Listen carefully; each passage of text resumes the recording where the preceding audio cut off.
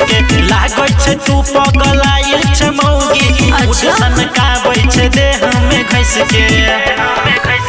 कहछियो पूछो त बोलै छे हंस के बेरी बेरी कोरा में धलै छे कस के लागै छे तू पगलाइल छे मौगी उठसन काबै छे देह में घस के भेल छे तैयार पहन के सारी पिया भेल छे तैयार पहन के सारी पिया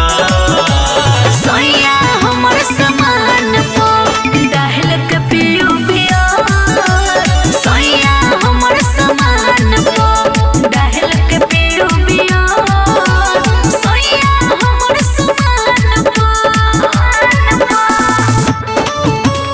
सोया हमर समान पो म्यूजिक बाय आनंद सिंह डाहल के पियो पिया उल्टा सीधा बात करै छे कहानी हो समय तू हार मान जेबे अइबो जब जोश में अच्छे नया नया पोछो में करू मुंड रहत ताजा हमरा से के लाज करै छे बोलू हमर राजा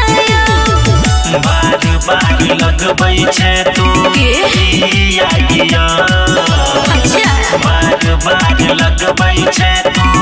किया गिया सोया हमर समान पो डाहल के पियो पिया सोया हमर समान पो डाहल के पियो पिया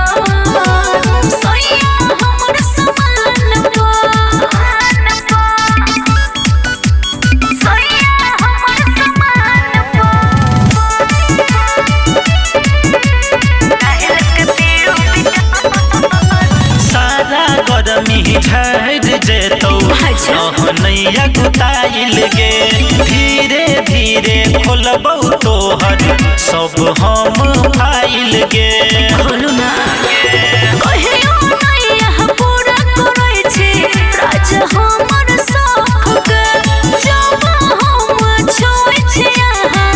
उठै छे ऐ चौक के गुडू धर्मेंद्र करै छौ तोहर के यार अच्छा गुडू धर्मेंद्र